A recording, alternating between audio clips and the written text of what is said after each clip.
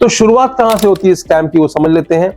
इस तरह के तमाम विज्ञापन मैंने पिछले कई सारे वीडियो में आपको बताए, बड़े बड़े लोगों के नाम पर उनकी एआई वीडियोस बना करके कि 0 से आप इन्वेस्ट कीजिए, आपका एक दिन में 6% का रिटर्न आ जाएगा और इतने % का रिटर्न आ जाएगा, अलग अलग स्टॉक का रिकमेंडेशन दिया जाता है। तो इस तरह के वीडियो, इस तरह के विज्ञापन इंस्टाग्राम, फेसबुक पे चलते हैं। Why is no one leaving my group? Because I don't charge any fees, including membership fees and forum fees. Take my advice and buy these stocks. I recommend buying this stock at 7 rupees per share. Buy 600 shares. You can earn 500,000 rupees per month. Click to join my group now. Imagine earning 5,000 rupees per hour, which translates to over 10 million rupees in just 6 months. सवाल ये उठता है कि भाई ये चलते कैसे हैं? क्योंकि चलने दिया जाता है।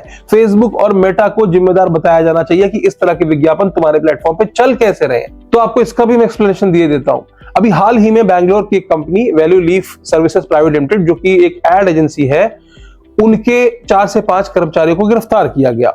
आरोप क्या था? आरोप यह था कि इन्होंने एक चाइनीज कंपनी, जो कि स्कैमर्स है बेसिकली, उन स्कैमर्स के द्वारा चलाए गए एडवर्टीजमेंट, जो कि फेसबुक और इंस्टाग्राम पे एडवर्टीजमेंट चलाए जा रहे थे, उनको वो ऐड चलाने के लिए अपने प्लेटफॉर्म उपलब्ध कराया। अब दरअसल एड एजेंसीज के पास में, जैसे मान लीजिए कोई भी क्लाइंट है, मान लीजिए कोई एक बिस्किट बेचता है, उसको अपना एडवर्टीजमेंट करना है, वीडियो ऐड चलाने हैं फेसबुक पे, इंस्टाग्राम पे, तो वो क्या करते हैं, या तो खुद चला सकते हैं या फिर एजेंसीज के थ्रू, जिनको एक्सपीरियंस नहीं होता है या जो बड़ी कंपनी होती है जिनका इतना टाइम नहीं है, एक्सपर्टाइज नहीं है, तो इन कंपनियों को हायर करती है।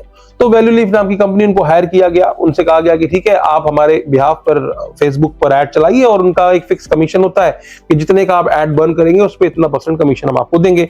अब चूंकि उनके पास एक्सपर्ट बंदे बैठे हुए हैं, तो उस कंपनी ने उन चाइनीज स्कैमर्स के लिए बिना वेरीफाई किए हुए कि किस तरह के विज्ञापन वो चला रहे हैं, इन प्लेटफॉर्म्स पे चलाए। ऐसी एक शिकायत मुंबई में हुई, तो मुंबई पुलिस ने जाकर के उनके 4 से 5 अधिकारियों को गिरफ्तार किया उस कंपनी के, और अभी भी शायद वो मामला चल रहा है। तो बेसिकली एड्स चलाने के लिए भी चाइनीज स्कैमर ने इंडियन कंपनी को ही शिकार बनाया। अब इंडियन कंपनी का ये कहना है, यानी कि वैल्यू लीफ का ये वर्जन है कि हमें नहीं पता था कि जो एड्स चल रहे हैं वो फेक एड्स हैं, वो जेन्युइन एड्स नहीं है। हालांकि पुलिस का ये कहना है कि उन एड्स पे बकायदा येलो मार्क था, यानी कि ये एआई से बनाए हुए फेक वीडियोस हैं, बावजूद इसके कंपनी ने नहीं देखा कि वो एक फर्जी विज्ञापन चला रहे हैं अपने प्लेटफॉर्म के जरिए।